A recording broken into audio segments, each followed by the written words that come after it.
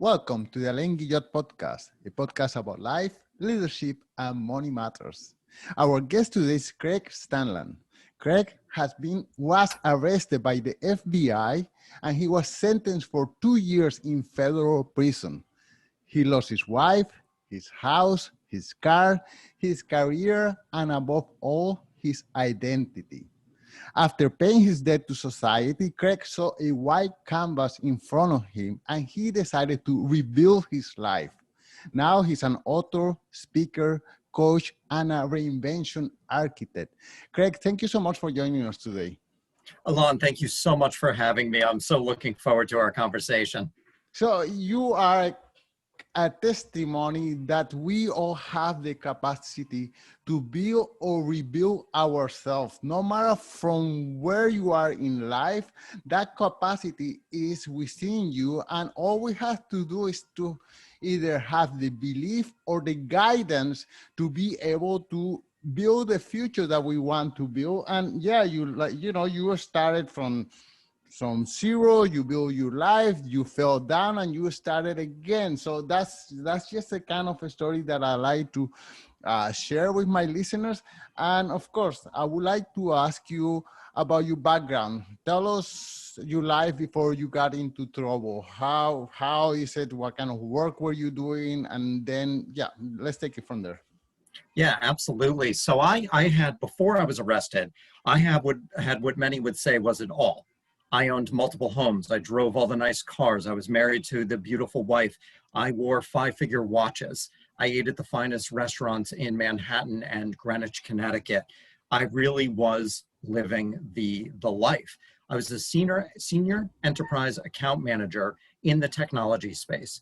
I was selling all of the infrastructure into some of the largest financial institutions in the world. I had some of the biggest banks, and I had some of the biggest hedge funds.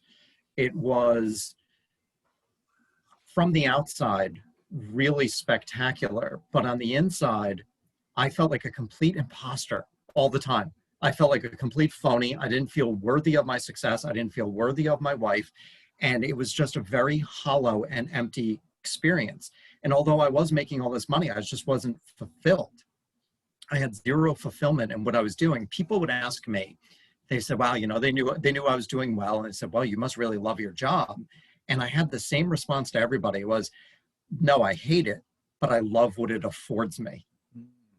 I used to say I hate it, but it pays the bills. Yeah, it's very similar. And it was just, I don't believe now looking back, I can see with the, hindsight being 2020, what a hollow, empty existence that really is. Just doing something that takes anywhere from, let's say, 40 to 60 hours of your week and not enjoying a moment of it, but enjoying the things that it can buy. It's just a very hollow existence. And what ended up, oh, go ahead, sorry. Why were you feeling as an imposter? I mean, you are doing something, you have a job that you apply for and you are being successful. People around you admire you, I think, or at least they see you as someone worthy of the salary that you were earning. So where does the imposter come from? Just not having a belief in myself. Just not thinking I was enough. Just not thinking I was worthy. I was, to your point, I was always in the top 3 in the company nationwide in sales. So I was held in high regard. People did look up to me. But I would still sit in meetings waiting for somebody, and sounds ridiculous, this would never happen in a corporate environment, but I was waiting for somebody to point at me and go, he doesn't know what he's doing. He's a phony. And it just was so consuming. It was really a horrible way to live. But the imposter syndrome comes from you thinking that you are not worth it. I mean, you have all the good signs. You are a white male who definitely belongs in the room, because just by being white male in the United States, you already feel like you belong there. What is it that was creating this insecurity? So I'll tell you, that's a great question. And it was partially because, and you would think what I'm about to tell you would actually reinforce the fact that I deserved to be in the room. I started at the bottom of the company, and I got that interview through a friend of mine. And I felt that I lucked out with the interview. I felt that I lucked out getting assigned to the best sales guy in the company, that I lucked out into getting the best accounts in the company, that it was all just a series of very lucky coincidences that brought me to that place. But I can see now that it was who I was, how I showed up. I didn't just fall into this extraordinary life. I worked very hard to get those best accounts, to get all of the success that I had, but I didn't see it at the time. I did not see it. I just thought it was, boy, I don't know what the hell I'm doing. When I started, I mean, I had zero experience. I was a personal trainer. I could barely turn on my computer. And now I'm working for a technology company. Right, right. And that really carried me through to that imposter syndrome. Well, I mean, that's the value of networking. And just a small parenthesis, at one time in my life, I was also a personal trainer. So we have a lot of common. But yeah, so tell us about the networking. How is it that your friend got you this great job? It was, so when I was a personal trainer, I don't know about when you were a trainer, you become very friendly with your clients. Right. There's an opportunity because it's such an intimate relationship. I became great friends with one of my clients, and she and her husband and I would go out for drinks on Friday and Saturday, and we would hang out.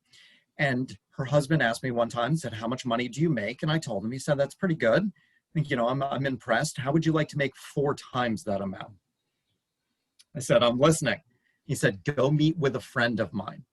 He didn't tell me anything. He just said, "Go meet with a friend of mine. I'll call you with the date and time that you're supposed to show up." And I had no idea where I was going, what I was doing, who I was speaking to. And I end up walking into this beautiful corner office with this giant man wearing all black, looking like Johnny Cash. And it turns out he's the owner of this company. Right. And he sits me down and he says, "Craig, tell me about yourself." And I said, "Rick, I've got to tell you, I don't know what it is that you people do here. I know nothing about technology. I can barely turn on my own computer. There are 2 things you need to know about me." He said, "Okay, what are they?" I said, "Number 1, I'm extremely intelligent. Number 2, I will work my ass off for you." And he looked at me and he goes, "You're hired." And that's how it began. Okay, so that's where it comes from, because your training and your self-confidence have been from training people, from lifting weights, from this kind of interaction. Now you're taking this set of skills and transferring to a new point, a new scenario, but still you doubt yourself. Even though you have the interpersonal skills and the drive and everything, you are in a complete different environment. Is that, am I off there? No, that is such a beautiful way of saying it. And when you said that, it reminds me a little bit of James Altucher and how he'll talk about using your existing set of skills and turning them into something else, putting them into a different environment than what you're used to, and how you can, he uses the phrase, borrowing hours in regards to the 10,000 hour rule. Right. And that's what I just thought of when you were saying that. But I mean, that's exactly right. But it just still felt so empty. Like I didn't know what I was doing. Right. All I didn't focus on the good. I only focused on what I felt I didn't know. Right. Okay, so then you are doing great, and then and you're earning now good money. How do you get into trouble from there?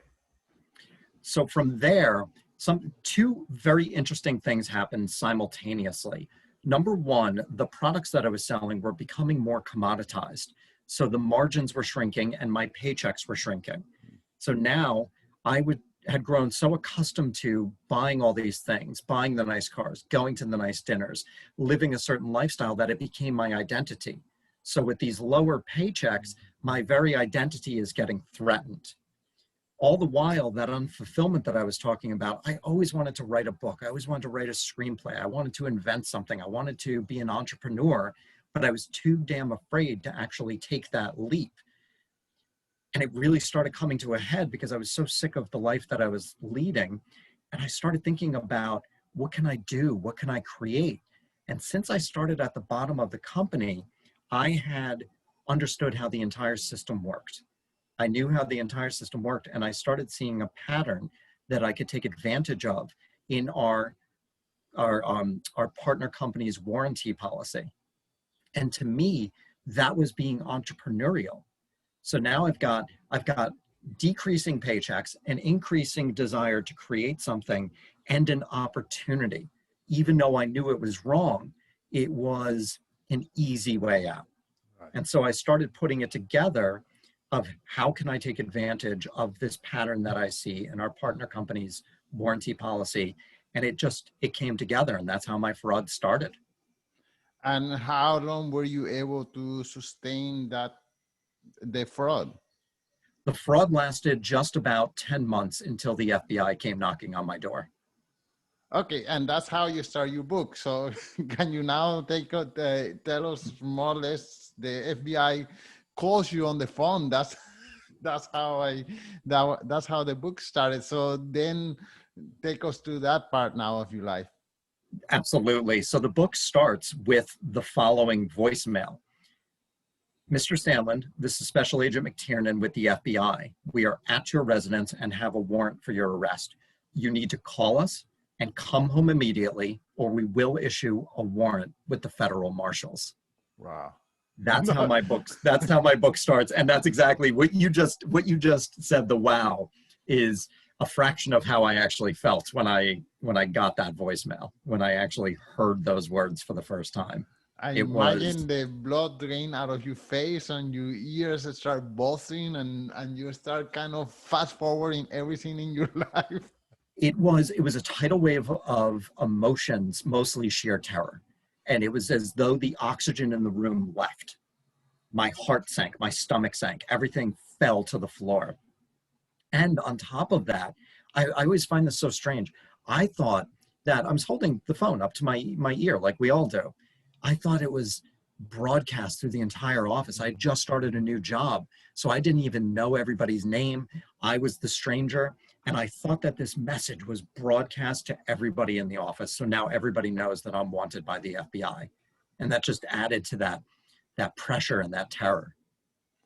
Okay, so you get arrested, you go to prison. Can you describe that process a little bit?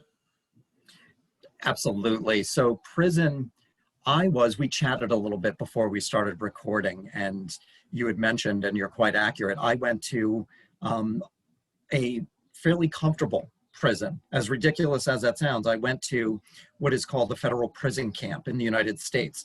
That's the lowest level security that we have. And I was very fortunate to go there because my safety was never a concern. I never had to worry about my safety. Where I was actually, quite frankly, pretty to look at. We had deer, we had cats, we had wild turkeys. We had a goose with a broken wing that I used to feed because I worked in the kitchen, so I had access to extra food. But really, prison is still prison, no matter where you are. And there are some guards that treated us well, and there are some that don't treat you all that well. It's a very dehumanizing experience. And what I found for myself, that although my physical location was safe, my physical prison was safe, it was the mental prison that I confined myself in. That was my personal hell.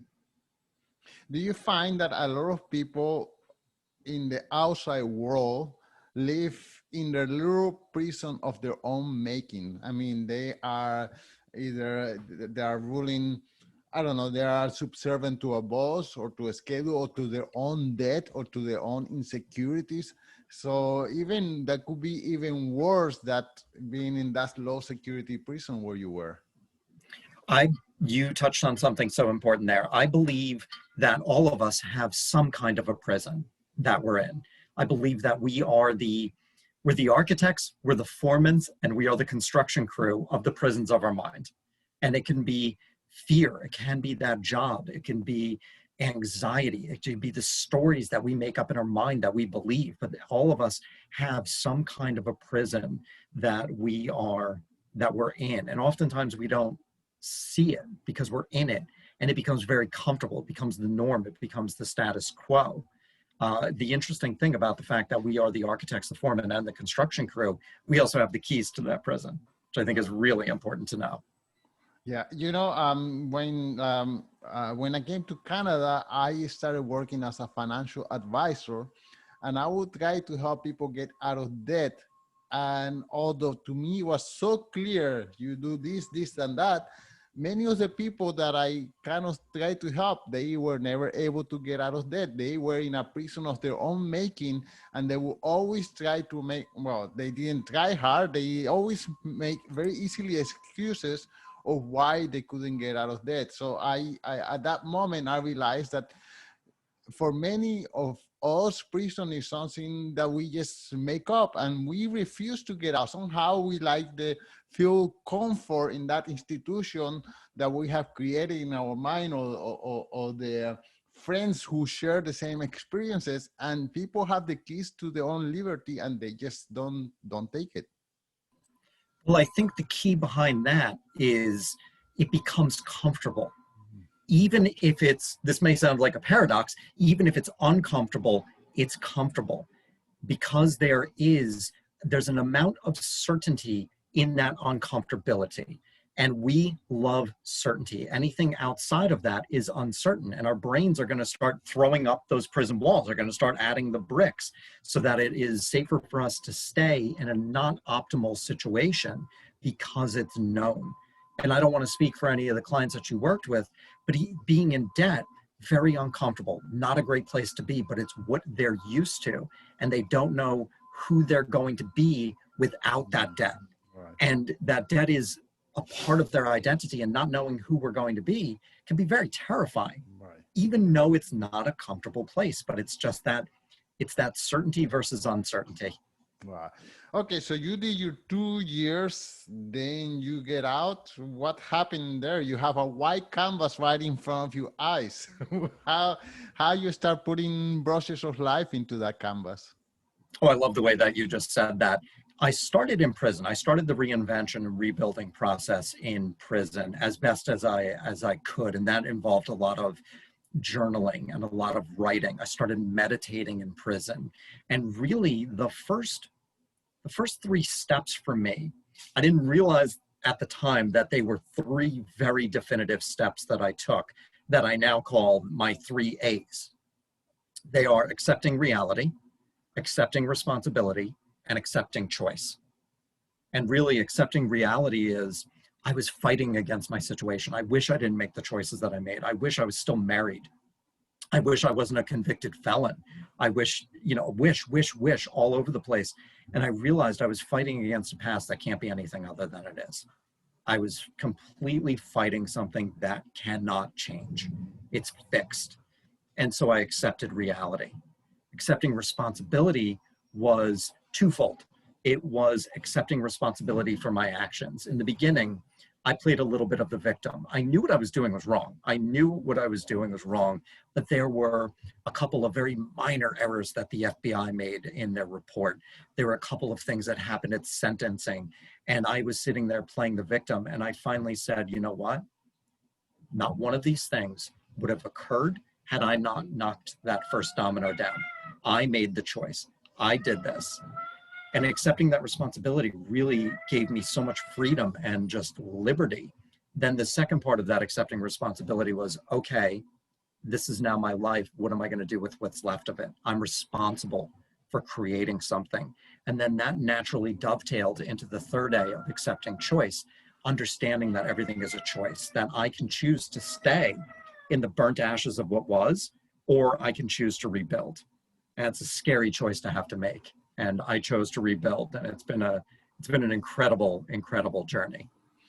Um, I'm not sure about these statistics, but I'm sure it's close. The statistic goes that 80% of people who go to prison somehow end up coming back. And then there is a small percentage that manage to stay straight, to rebuild their life. What makes you different from the rest? I mean, the statistics are against you. Statistics are absolutely against me. And there are a few things that make me different. Number one is when I was in prison, I realized that I had made fear-based choices. And I started thinking that there has to be a better way to make choices. And I kept saying to myself in journaling and just inner dialogue, there's got to be an easier way to make choices. I was not looking for a shortcut. I don't mean shortcut when I say easy. There just has to be an easier way to make challenging choices.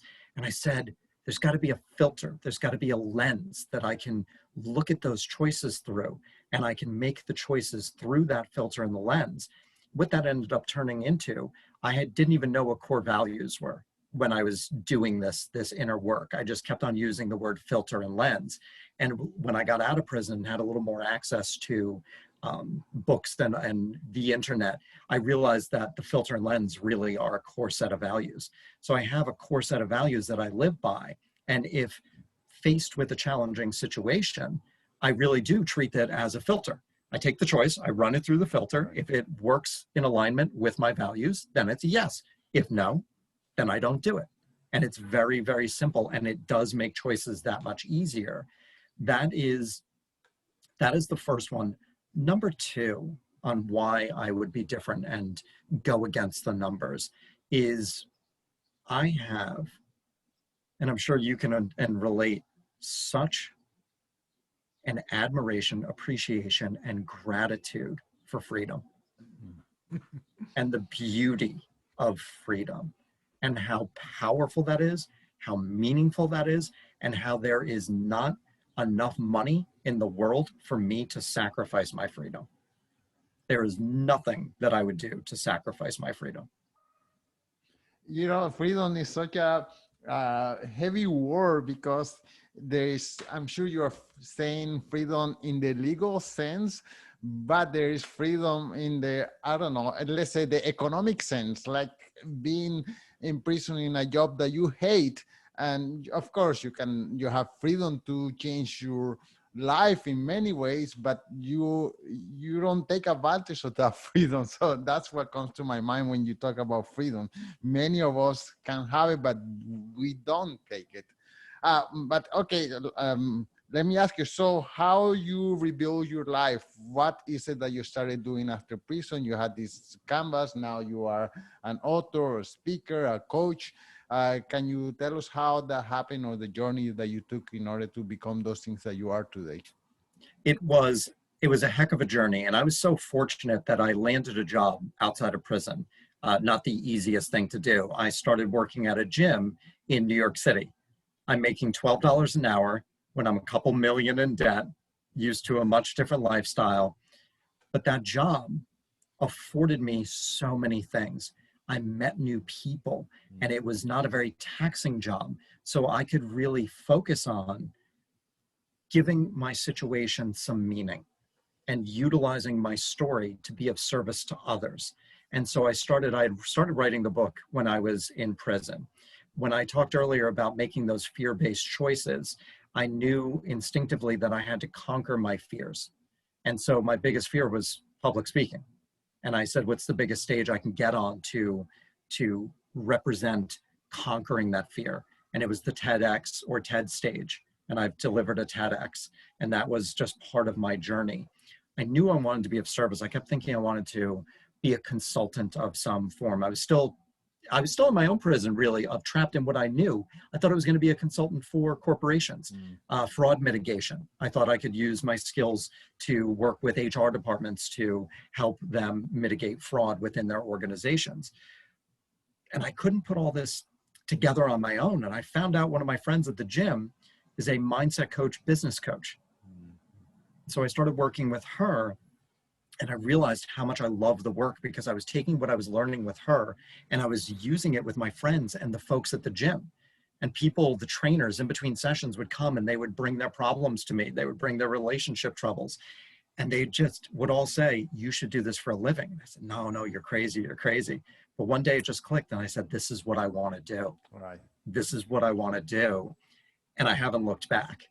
And so it was just really bringing all of those things together, writing the book, having that ownership over my story, I think was such a huge critical part of this. Was, if my story owned me, it was going to own my life. If I own my story, I own my life. And writing the book really helped me get to that point. doing the TEDx really helped me get to that point, to now owning my story and now helping other people reinvent their lives. Wow, what an amazing thing. You and I are both big fans of the organization called Toastmasters. Can you tell us a lot about your journey to become a speaker and to be able to express and share your thoughts? Yes, I would love to, because Toastmasters was instrumental in my journey. I had alluded to before the fear-based choices and intuition telling me to work through those fears. Well, the public speaking was so easy to identify as my biggest fear. I had it for as long as I can remember. So when I got out of prison, I was in the Brooklyn halfway house, and we had access to the internet. So I start Googling public speaking, and this organization, Toastmasters, keeps coming up. And for some reason, I didn't like that answer. And that really was, it was fear telling me, no, we're not ready to do this. I kept blowing it off. And it took me about a year of Googling, always getting the result of Toastmasters, until I actually went to that first meeting. And I went to that first meeting, I committed to it. I committed to going, and I committed to, if they would allow volunteers and non-members to speak. I didn't know at the time, but I committed to speaking. So when they asked for a volunteer, my hand shot up, basically looked at my hand and said, who the heck did that? But I stand up in front of the lectern. I look at the group of people all staring at me. I volunteered for the table topics portion of the Toastmasters meeting. I spoke for a whopping 26 seconds. I got a round of applause. I sat in my chair, and I realized, this will sound a little bit silly, but I faced my biggest fear, and I didn't die. Right. And at that point, I was hooked. And so I started going to the meetings regularly. And when I delivered my icebreaker, which is the first speech that any member of Toastmasters delivers, and it is what its name implies, it is the icebreaker for you to the community. And I chose to tell my story of going to prison. I chose to go into the deep end and talk about how I was suicidal, how I was arrested by the FBI, how I lost everything. And everybody's mouth was completely agape as I was speaking. And it felt so good. And it felt so rewarding. And I actually had somebody come up to me later and say, do you realize your vulnerability allowed me to share my story of when I went to prison? Something he had been a member of the club for years and never shared with anybody. Wow. And I realized how important our words are and how important our stories are, that it gives others permission to be vulnerable. And I took that all the way to the TEDx stage, and my group was so instrumental in helping me hone that message into what it became. I love the group. I can't say enough good things about them. I mean, they really, it's just so incredible. And it's not just public speaking, as you can attest to, it's also leadership. And it's also what I think a lot of people don't reference when they talk about Toastmasters. Taught me how to be a very good listener. Right. We are at the end of the COVID pandemic. Basically, we are going back into public, rebuilding our own life, but many of our life have been disrupted, and you are an architect of rebuilding our life. So can you give a piece of advice to my listeners, the ones who have their whole life disrupted? They probably don't have a job anymore. They have to start a new career. How would they start all over again? I'll start with one very simple sentence that I think is extremely important for people to understand, and that is, your past cannot define you without your consent. So whatever may have been does not have to impact what you do going forward.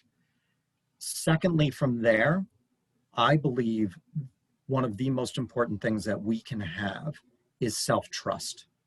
And when you've lost everything, and when life is completely different than what you're used to having, you can cultivate that inner self-trust. It's going to give you the ability to move outside of your self-made prisons. It's going to get you out of your comfort zone. It's going to allow you to try new opportunities and experiences. And really quickly, how one tool to cultivate that self-trust is making and keeping commitments to yourself. you make and keep commitments over and over again, you become a person who takes action. You do what you do what you say you're going to do, and that inherently builds that self-trust.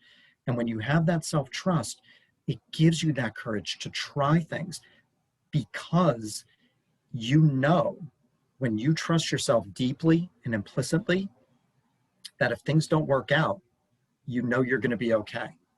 And that is a powerful place to be. We don't always need to be extraordinary and outstanding and happy and filled with joy. Sometimes we just need to be okay. It's extremely underrated, because knowing that you're going to be okay means that you're going to make that phone call, send that email, try something new, get out of, like I said, that comfort zone. Wow. Greg, thank you so much for your time. I wonder if you could tell us one more time the title of the book and where can the listeners follow you if they want to know more, see your TED speech, for example, or know more about your services. I appreciate that. Thank you for the opportunity. It is Blank Canvas, How I Reinvented My Life After Prison. It's available on Amazon. If you Google Craig Stanland TED Talk, it will bring you either to the TED main page or the YouTube where it is. And I spend a lot of time on Instagram, Craig_Stanland. And I'm also on LinkedIn at Craig Stanland. That's where I met you. And that's where we met, absolutely. And then my website is craigstanland.com. Greg, thank you so much for your time. Elaine, thank you so much. This has been such a pleasure. I've really, truly enjoyed our conversation.